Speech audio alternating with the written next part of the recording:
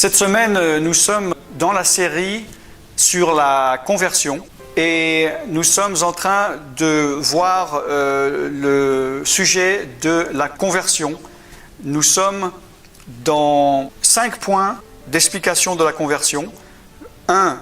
Réaliser, prendre conscience le mal, l'erreur, la faute que tu as fait. 2. Il faut la regretter. 3. Il faut la confesser. 4. Il faut s'en détourner. Et 5. Il faut produire des fruits dignes de repentance, que l'on voie un changement. Amen. Et là, nous étions en train de voir la semaine passée le fait de la confesser. Nous sommes donc au point numéro 3 de la confession. Nous voyons cette semaine dans Lévitique, chapitre 26, versets 40 à 42. « Ils confesseront leur iniquité et les iniquités de leurs pères, les transgressions qu'ils ont commises envers moi et la résistance qu'ils m'ont opposée. » Là, c'est Dieu qui parle. « Péchés à cause desquels moi aussi je leur résisterai et les mènerai dans le pays de leurs ennemis. Et alors leur cœur incirconcis s'humiliera et ils paieront la dette de leur iniquité. Je me souviendrai de mon alliance avec Jacob et je me souviendrai de mon alliance avec Isaac et de mon alliance avec Abraham et je me souviendrai du pays. » Il est dit, si tu confesses tes iniquités et les iniquités de tes pères, si tu confesses les transgressions que tu as commises envers Dieu, si tu confesses la résistance que tu as opposée, Dieu se souviendra des promesses et Dieu va te pardonner. Maintenant, évidemment, nous sommes dans la nouvelle alliance et nous avons, par la grâce de Dieu, le sang de Jésus-Christ. Ne manquez pas les épisodes précédents pour bien comprendre le contexte, parce que là, vous avez sûrement l'impression d'arriver au milieu d'un thème profond et c'est normal car c'est le cas. Il est dit dans 1 Jean, pour nous qui sommes sous la nouvelle alliance, chapitre 1, verset 9, « Si tu confesses tes péchés, il est fidèle et juste pour te les pardonner et pour te purifier de toute iniquité. » Je rappelle que Jean s'adressait à des chrétiens. On voit aussi donc c'est pour la nouvelle alliance, parce que des personnes me disent « Oui, mais ça c'est dans la loi, nous ne sommes plus sous la loi. » Voilà encore un deuxième passage dans Actes, chapitre 19 au verset 18. « Plusieurs de ceux qui avaient cru venaient confesser et déclarer ce qu'ils avaient fait. » Il n'y a pas de honte. On peut confesser à un frère, ou dire, voilà, il y a des fois, vous savez, il y a des choses qu'on dit à Dieu seulement. Il y a des péchés, moi j'aimerais que personne ne connaisse, que je confessais à Dieu. Mais il y a des choses, peut-être que ça me ferait vraiment du bien à mon âme, à moi-même, que j'arrive à le confesser à un frère ou une sœur ou en public. Ça montre déjà que tu es humble, ça montre que tu reconnais l'état où tu es et ça peut aider des personnes qui peut-être n'arrivent pas à les confesser. On voit aussi dans Marc chapitre 1 verset 5, dans tout le pays de la Judée, tous les habitants de Jérusalem se rendaient auprès de lui, donc de Jean-Baptiste, et confessaient leurs péchés. Et ils se faisaient baptiser par lui dans le fleuve du Jourdain. Parce qu'il ne faut pas oublier que le baptême de Jean-Baptiste était le baptême d'eau, était symbole du baptême de la repentance.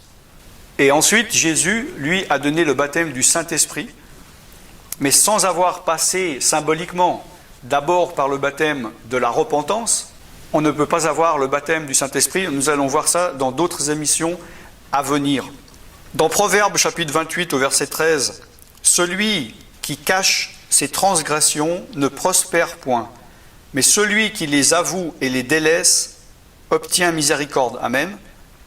Si tu caches tes transgressions à Dieu, ou même à toi-même, tu ne veux pas les reconnaître, ou bien peut-être à une personne, écoute, si tu as volé de l'argent à ton voisin, ça serait quand même bien un jour d'aller lui dire, excuse-moi, je t'ai volé ton argent, je vais te le rendre. D'accord ? Mais si tu caches tes transgressions à Dieu, tu ne prospères pas. Mais si tu les avoues et tu les délaisses, tu obtiens miséricorde. Donc là, nous voyons le principe de la repentance dont j'ai parlé la semaine passée, que la repentance n'est pas seulement regretter, n'est pas seulement avouer, ou bien n'est pas seulement regretter et avouer, mais est également délaisser, est également s'en détourner, arrêter de le faire. Et là, il est dit, celui qui les avoue et délaisse, alors il obtient miséricorde. Car celui qui ne le fait que avouer et ne les délaisse pas n'obtient pas miséricorde. Amen.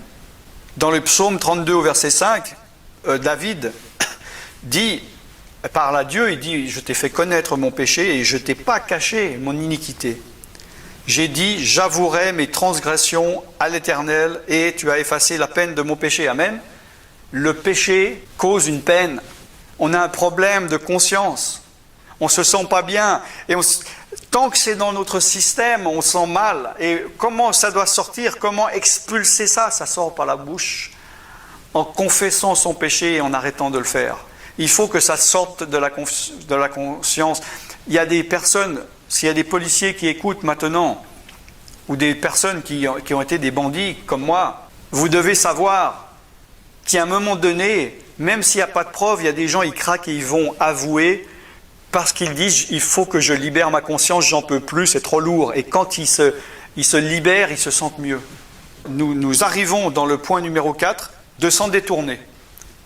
On voit par exemple dans Ézéchiel chapitre 18 du verset 28-31, « S'il ouvre les yeux et se détourne de toutes les transgressions qu'il a commises, il vivra et il ne mourra pas.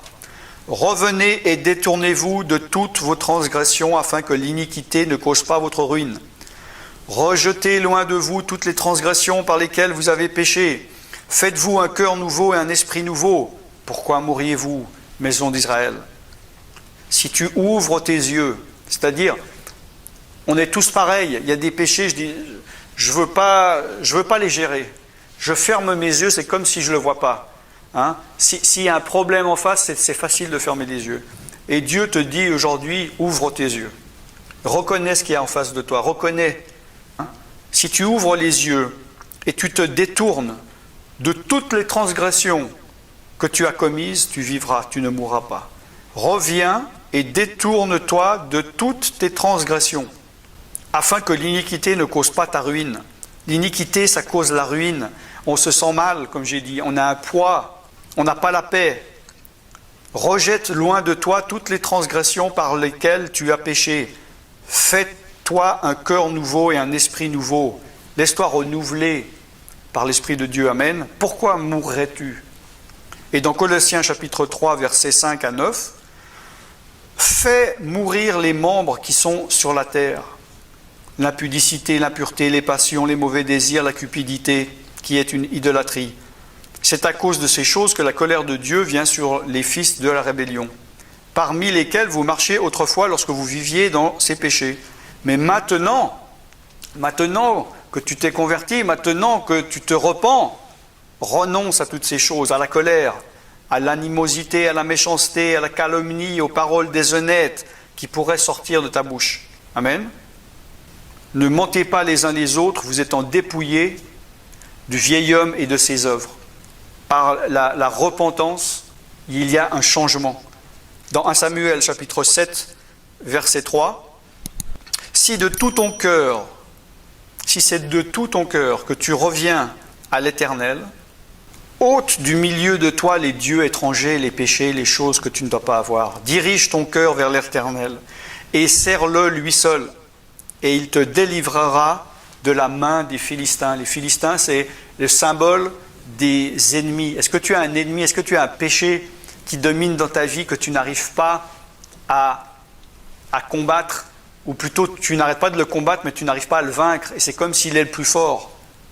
Mais si c'est de tout ton cœur que tu reviens à l'Éternel et que tu ôtes du milieu de toi les dieux étrangers, que tu diriges ton cœur vers l'Éternel et que tu le sers lui seul, il te délivrera de la main de ces esprits, de la main de ce péché. Amen.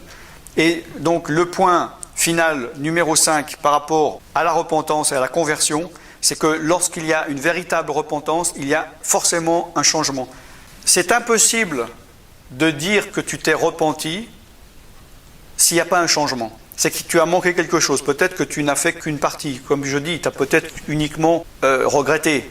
Si il y a de l'eau pure dans une bouteille, que je dis, il y a un demi-litre d'eau dans une bouteille d'1 litre, et je mets un demi-litre de sirop de fraise, c'est pas possible que ça soit de l'eau blanche, transparente. Elle va être rouge, elle va être rosée. D'accord? Donc, c'est impossible, s'il n'y a pas de conversion, qu'il n'y ait pas de changement.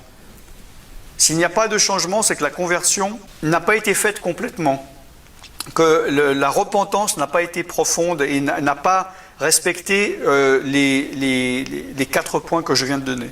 On voit donc dans Matthieu 3, au verset 8 et 11, plus 11, il est dit « Produis donc du fruit digne de la repentance. » Jean a dit « Moi, je vous baptise d'eau pour vous amener à la repentance. » Amen.